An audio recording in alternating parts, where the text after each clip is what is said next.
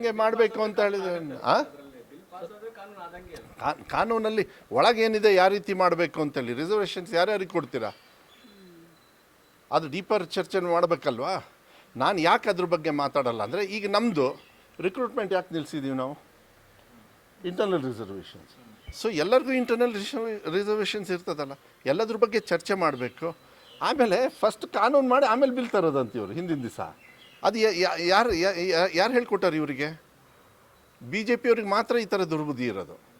ಮಾಡಬೇಕಾದ್ರೆ ಆ ಕಾನೂನಿಂದ ನಿಜವಾಗ್ಲೂ ಹೆಣ್ಮಕ್ಳಿಗೆ ಕೆಲವ್ರಿಗೆ ಅನ್ಯಾಯ ಆಗುತ್ತೆ ಅಂತ ಹೇಳಿದರೆ, I think will have to really ಅದು ರೆಸ್ಪಾನ್ಸಿಬಿಲಿಟಿ ಆಗ್ತದೆ.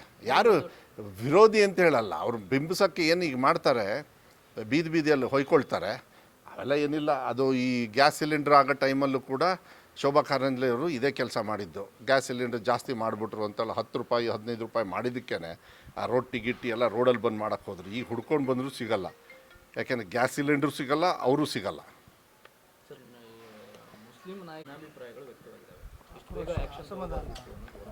ನಾನು ಇದನ್ನೆಲ್ಲ ಹೈಕಮಾಂಡು ಮತ್ತು ರಾಜ್ಯಾಧ್ಯಕ್ಷರು ಅವ್ರ ವ್ಯಾಪ್ತಿಗೆ ಬಿಡ್ತದೆ. ಮೋಸ್ಟ್ಲಿ ಅವ್ರು ಏನೇ ಡಿಸಿಷನ್ ತೊಗೊಂಡ್ರು ಕೂಡ ಅವ್ರ ವಿವೇಚನಕ್ಕೆ ಬಿಟ್ಟುಬಿಡ್ತೀನಿ. ಬಿಕಾಸ್ ನಾನು ಯಾವಾಗಲೂ ಕೂಡ ಪಕ್ಷದ ಬಗ್ಗೆ ಮತ್ತು ಈ ಇಂಟರ್ನಲ್ಲು ಏನು ಬೇರೆ ಬೇರೆ ವಿಚಾರಗಳಿದ್ದಾವೆ ಅದ್ರ ಬಗ್ಗೆ ನಾನು ಕಾಮೆಂಟ್ ಮಾಡಲ್ಲ. ಅದೆಲ್ಲ ವರಿಷ್ಠರು ಏನು ತೀರ್ಮಾನ ಮಾಡ್ತಾರೆ, ನಾನು ಅದರಿಂದ ದೂರ ಇರ್ತೀವಿ. ಅವ್ರು ಏನು ಮಾರ್ಗದರ್ಶನ ಕೊಡ್ತಾರೆ ಸೂಕ್ಷ್ಮ ಇರ್ತದೆ ಇದು.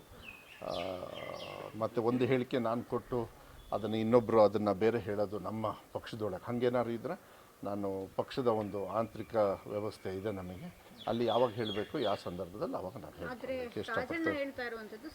ಈಗ ರಾಜಣ್ಣವ್ರು ಹೇಳಿರೋದ್ರಿಂದ ಅವ್ರಿಗೆ ಹೋಗಿ ಕೇಳಿ ಅಮ್ಮ. ರಾಜಣ್ಣವರಾಗಲಿ ಇನ್ನೊಬ್ಬರಾಗಲಿ ಮಾತಾಡ್ತಕ್ಕಂಥದ್ದಕ್ಕೆ ಮಧು ಬಂಗಾರಪ್ಪ ಉತ್ತರ ಕೊಡೋದಿಲ್ಲ. ಯಾಕೆಂದರೆ ನಾನು ಕಾಂಗ್ರೆಸ್ಸಿಗೆ ನಮಗೊಂದು ಲಿಮಿಟೇಷನ್ ಇರ್ತದೆ, ಎಲ್ಲಿ ಏನು ಮಾತಾಡಬೇಕಂತ ಹೇಳಿ ಆ ಜವಾಬ್ದಾರಿಯಾಗಿ ನಾವು ಮಾಡ್ತೇವೆ ಅಂತ. ನಾನೇನು ಅವರು ಬೇರೆ ಪಕ್ಷದವರು ಅಂತ ಹೇಳಿಲ್ಲ. ರಾಜಣ್ಣವ್ರು ಹೇಳಿದ್ದಕ್ಕೆ ನಾನು ಹೇಳ್ತಾ ಇರೋದು. ಅವ್ರ ಹೇಳಿಕೆ ವೈಯಕ್ತಿಕವಾಗಿರೋದ್ರಿಂದ ಅವರು ಉತ್ತರ ಕೊಡ್ಕೋತಾರೆ ಅವ್ರು ಕೇಳಿದಾಗ. ಇಲ್ಲ, ಇಟ್ಸ್ ಎ ವೆರಿ ಇಲ್ಲ ಅದು ಅವರು ಈಗ ಅಧ್ಯಕ್ಷರದ್ದು ಸ್ಟೇಟ್ಮೆಂಟ್ ನೋಡಿದೆ, ಯಡಿಯೂರಪ್ಪವರು ಸ್ಟೇಟ್ಮೆಂಟು ಅವರು ಒಂಥರ ಬೇರೆ ರೀತಿಯಲ್ಲಿ. ಇದೆಲ್ಲ ಹಿಂಗಾಗಬಾರ್ದಾಗಿತ್ತು. ಈಗ ನ್ಯಾಯಾಲಯಗಳು ಈ ಥರ ತೀರ್ಮಾನ ಮಾಡಿದಾಗ ಒಂದು ಕಡೆ ತಲೆಬಾಗಬೇಕಾಗ್ತದೆ, ಹೋರಾಟ ಮಾಡ್ತಕ್ಕಂಥ ಅವಕಾಶ ಸಿಕ್ಕಾಗ. ಯಾಕೆಂದರೆ ಇದು ಭಾಳ ಸೂಕ್ಷ್ಮ ಇರ್ತದೆ. ಸುಮಾರಷ್ಟು ಕುಟುಂಬದ ಬಗ್ಗೆ ಎಲ್ಲ ಇರೋದ್ರಿಂದ ನಾನು ಅದ್ರ ಬಗ್ಗೆ ಹೇಳೋದಕ್ಕಲ್ಲ. It's very unfortunate situation. ಹಿಂಗೆ ಆಗಬಾರ್ದಾಗಿತ್ತು, ಈ ಎಪಿಸೋಡ್ಸೇ ಆಗಬಾರ್ದಾಗಿತ್ತು. ಈ 10-12 ವರ್ಷದಿಂದ ಏನಾಗಿದೆ ಸ್ಟಾರ್ಟಿಂಗಿಂದ ನಡೆದು ಇಲ್ಲಿವರೆಗೂ ಕೂಡ ನ್ಯಾಯಾಲಯ ಏನಾದ್ರು ಹೇಳಿದಾಗ ನಾವೇನೇ ಹೇಳಿದ್ರೂ ಅದು ನಮ್ಮನ್ನು ಬೇರೆ ದೃಷ್ಟಿಯಲ್ಲಿ ನೋಡ್ತಾರೆ ಯಾವಾಗಲೂ ಕೂಡ. ಆದರೆ ಈ ಸಿಚುವೇಶನ್ ಆಗಬಾರ್ದಾಗಿತ್ತು.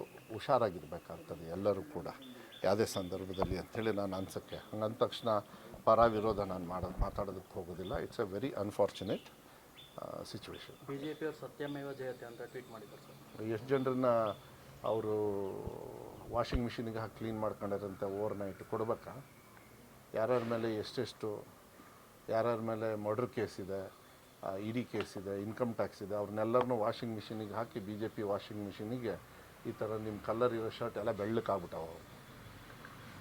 ಲಿಸ್ಟ್ ಕೊಡಲ ಅದನ್ನ. ಅದಕ್ಕೆ ಹೇಳಿದ್ದು BJPಯವ್ರಿಗೆ ಏನು ಗೊತ್ತಾ, ಭಾವನಾತ್ಮಕ ಇದೆಲ್ಲ. ಅವರೆಲ್ಲ ಡೆವಲಪ್ಮೆಂಟ್ ನೋಡ್ಕೊಂಡು ಮಾಡೋದಿಲ್ಲ. ಅವರೆಲ್ಲ ಗ್ಯಾರಂಟಿ ವಿರೋಧ ಮಾಡಿದವರು ಮತ್ತು ಈ ಗ್ಯಾರಂಟಿ ಪರವಾಗಿ ಇನ್ನೂ ಬೇಕಾದ್ರೆ ಕೊಡ್ರಿ ಅಂತ. ಯಾಕೆಂದರೆ ಅವ್ರ ಮನೇಲಿರೋ ಡ್ರೈವರು ಆಳುಗಳೆಲ್ಲ ಇದರಲ್ಲೇ ಜೀವನ ಮಾಡ್ತಾ ಇರೋದು, ಅವರು ಕೂಡ ಸಂಬಳದಲ್ಲ. ಅದಕ್ಕೆ ಮಾತಾಡೋಕ್ಕೆ ನನಗೂ ಬರ್ತದೆ, ಬೇಡ ಇದೆಲ್ಲ ನ್ಯಾಯಾಲಯ ಇಂಥದ್ದೆಲ್ಲ ಆದಾಗ ಸೊಸೈಟಿಯಲ್ಲಿ ಈ ಥರ ಆಗಬಾರ್ದು. ಆ ರೀತಿ ನಾವು ನೋಡ್ಕೊಳ್ಬೇಕಾಗುತ್ತೆ. ಅದೆಲ್ಲ ನಮ್ಮ ಜವಾಬ್ದಾರಿ, ಸಾಮಾನ್ಯ ಜನರ ಜವಾಬ್ದಾರಿ, ನಮ್ಮಂಥವ್ರು ಆಡಳಿತ ಮಾಡೋರ ಜವಾಬ್ದಾರಿ. ಕಾನೂನು ಕೂಡ ಒಂದು ಕಡೆಗೆ ಹುಷಾರಾಗಿರಬೇಕಾಗುತ್ತೆ. ಮಾಧ್ಯಮ ನಿಮ್ಮಂಥವ್ರ ಮೂಲಕನೂ ಕೂಡ ಒಳ್ಳೆ ಮಾಹಿತಿ ಸಂದೇಶ ಹೋಗಲಿ, ಇಂಥ ಸಿಚುವೇಶನ್ಸ್ ಆಗಬಾರ್ದು ಅಂತೇಳಿ ಅಷ್ಟು ಕೇಳ್ಕೊಳ್ಳಿಕ್ಕೆ ಇಷ್ಟಪಡ್ತೀನಿ.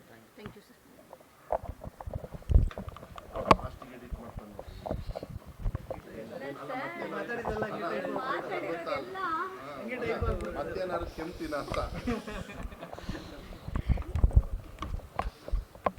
ನಾನೇ ಮುಖ್ಯಮಂತ್ರಿಗಳಿಗೆ ಇವತ್ತು ಮಾತಾಡಿ ನೆಕ್ಸ್ಟ್ ಏನಂತ ಪ್ಲಾನ್ ಇದೆ. ಬಟ್ಟೆ ಏನಿಲ್ಲ, ಎಲ್ಲ ಕೇಳೋದು ಸುಮ್ಮನೆ.